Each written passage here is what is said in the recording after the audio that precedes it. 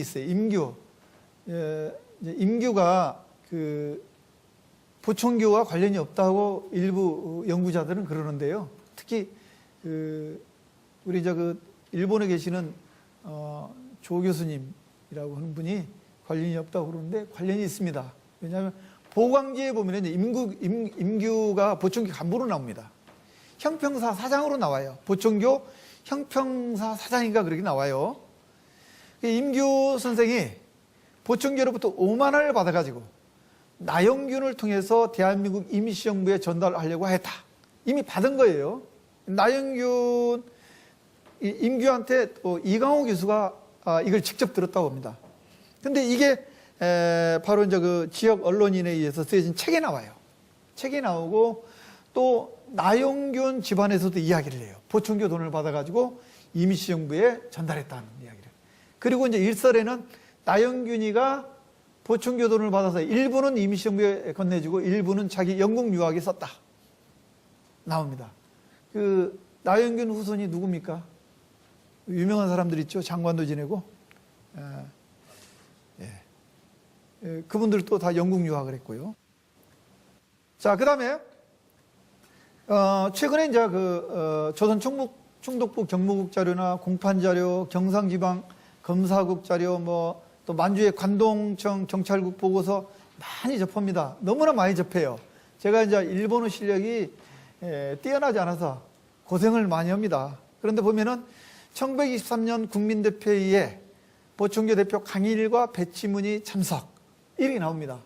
그런데 어떤 연구자들은 이제 보청교를 약간 부정적으로 이렇게 논문을 쓰는 연구자들을 보면은요, 강일이 보청교로에서 돈을 받아가지고 국민대표회의에 참여했다. 국민대표회의는 뭡니까? 대한민국 임시정부 이익에 처해져 있었습니다. 당시에 연통제, 교통국 다 끊어지고 또 이승만 또 전행 일어나고 하면서 이제 대한민국 임시정부를 어떻게 할까? 이것을 이제 국내 국외에 있는 지도급 인사들을 불러다 모아요. 모아가지고 상해에서 회의를 엽니다. 회의를 열어요. 이 안창호 회의에서 이제 처음에 제시됐지만 회의를 여는데 여기에 보청교 청년대표 강일과 배치문이 참석을 해요. 청년대표라고 나옵니다. 강일과 배치문이 참석을 하는데 23년에 상해에 가서 곧바로 김원봉이를 만나서 의열단에 가입을 해버려요. 의열단에. 그 다음에 자금 조달에 어려움이 있는 김자진에게 보청교가 2만 원을 지원하려 했다.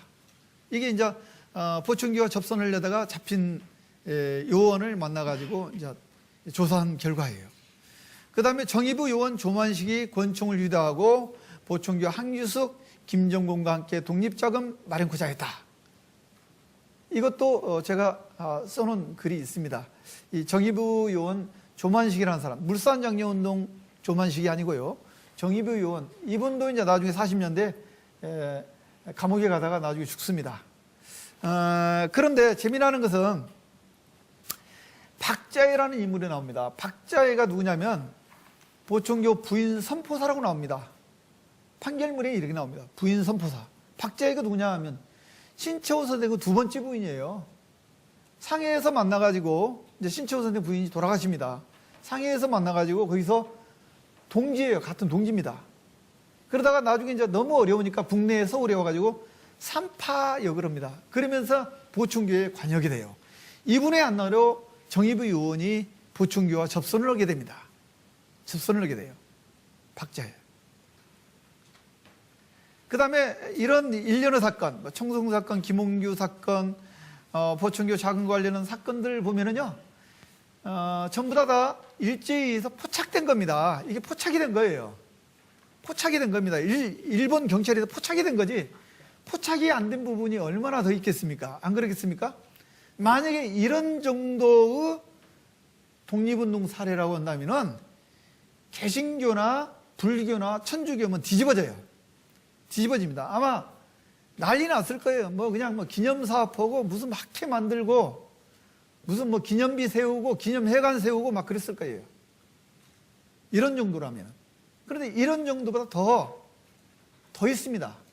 제가 여기에다 깜빡 잊고 써놓지 않았습니다만 물산장려운동입니다. 밀립대학 설립운동이에요.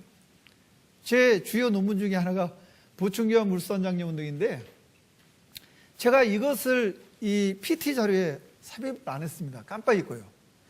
근데 1922년, 23년 밀립대학 설립운동, 밀립대학 지성회에 보충교 간부 2명이 끼어 있습니다.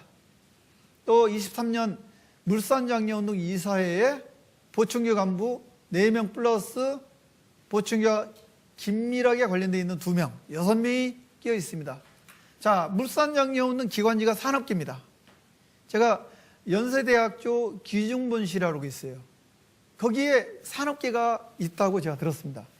그래서 거기를 제가 몇 번 찾아가서 졸라댔어요. 기중본실은 못 들어가더라고요. 거기에 보면은 보광사에서 그걸 만들었어요. 산업계라는 잡지가 보광사에서 만들었습니다. 보광사에서 만들고 앞뒤로 보면은 보충교 진정원 광고가 다 나와 있어요. 보광사에서 만들고. 물산장려운동이요? 보충교 특징 중에 하나가 복식을 보면요. 상투의 갓 두루마기입니다. 그런데 이 옷을 자급자작했어요. 외놈들이 만든 물건은 절대 안 쓰겠다 하는 게 신조였습니다.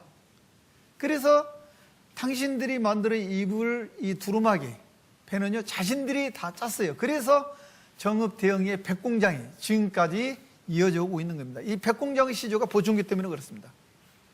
또 염색공장. 제 초등학교 다닐 때는 염색공장도 많았거든요. 또 농기구 만드는 공장. 다 보충교에서 시작된 겁니다. 보충교에서. 물산장려운동. 물산장려운동의 정신이 보충교 정신과 일치했어요. 일치했습니다.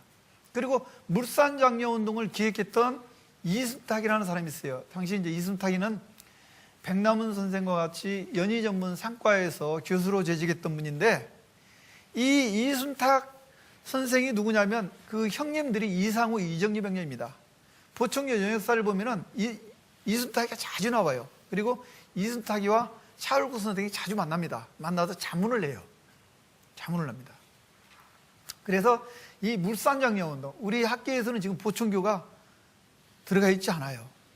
그런데 이 보충교가 거의 주도하다시피 했다고 저는 그렇게 보고 있습니다. 밀립대학 설립운동도 마찬가지고요.